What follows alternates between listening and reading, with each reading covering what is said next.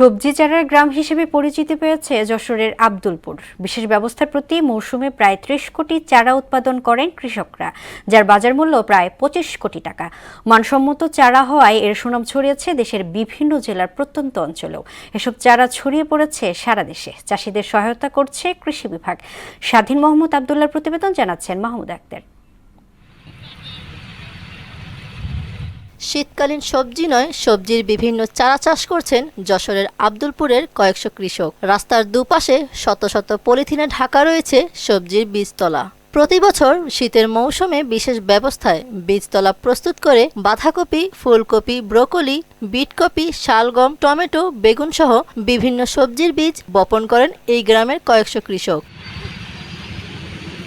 মানসম্মত এসব চারা কিনতে দেশের বিভিন্ন জেলা থেকে কৃষকরা আসেন এই গ্রামে। এবছর বৈরী আবহাওয়ার কারণে তুলনামূলকভাবে লাভ কম হবে বলে জানান কৃষকরা। শীতকালীন আগাম এবং শীতকালীন যে সবজি, সব ধরনের সবজি চারা পাওয়া যায়। দেশের বিভিন্ন জেলায় দেখা যাচ্ছে আপনাদের উত্তরবঙ্গে সবচেয়ে বেশি যায়, আর আমরা অনলাইনেও চারা দিয়ে থাকি। কিছু চারা বিক্রি করেছিলাম আর কিছু চারা অর্ধেকের বেশি ফেলাই দিয়েছিলাম। ওইটা আপনার আবহাওয়া এত পরিমাণ খারাপ ছিল, বেচা কিনা কম, আমাদের চারা তো গেছে কম, ব্যবসা বাণিজ্যের অবস্থা এবারটা ভালো না। উৎপাদিত এসব চারার মান ভালো এবং দামও কম বলে জানান ক্রেতারা। কোটচাঁদপুর থেকে আসছি চারা নেওয়ার জন্য।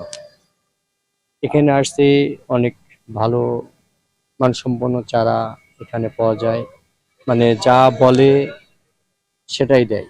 মানসম্মত চারা উৎপাদন এবং বাজারজাতকরণে চাষিদের নানা পরামর্শ দিয়ে সহায়তা করছে কৃষি অধিদপ্তর। এখানকার চাষিরা চারা উৎপাদনের ক্ষেত্রে অত্যন্ত দক্ষতা দেখেছে। এখানকার অতি অল্প জমি থেকে এরা চারা উৎপাদন করে তাদের ভাগ্যের উন্নয়ন করেছে এবং পাশাপাশি আমাদের এই যশোর জেলার চারা চাহিদা মিটিয়ে দেশের বিভিন্ন প্রান্তে এই সবজির চারা তারা চাহিদা মিটিয়ে আসছে। যশোরে বছরে ৬ মাস ৪০ বিঘা জমিতে বিভিন্ন সবজির বীজ বপন করা হয়। মাহমুদ আক্তার, মোহনা সংবাদ।